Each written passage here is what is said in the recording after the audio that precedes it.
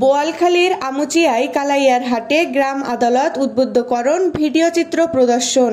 মোহাম্মদ তাজুল ইসলাম, বোয়ালখালী প্রতিনিধির ভিডিওচিত্রে বিস্তারিত।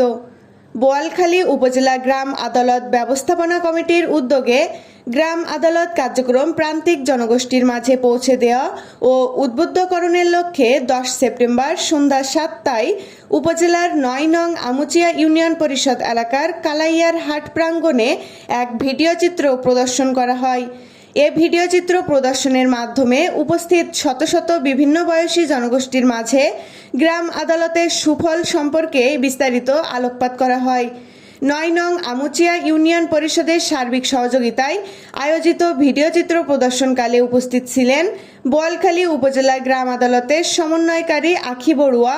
এ সময় উপস্থিত ছিলেন বোয়ালখালী উপজেলা গ্রাম আদালত ব্যবস্থাপনা কমিটির সদস্য সাংবাদিক অধীর বড়ুয়া, আমুচিয়া ইউনিয়ন পরিষদের প্রশাসনিক কর্মকর্তা বাবলা বড়ুয়া, পোপাদিয়া ইউনিয়ন পরিষদের প্রশাসনিক কর্মকর্তা মিল্টন চৌধুরী, বোয়ালখালী সম্মিলিত বৌদ্ধ পরিষদের সাবেক সাধারণ সম্পাদক পল্টু কান্তি বড়ুয়া, 7 নং ওয়ার্ডের ইউপি সদস্য শেখ কামাল।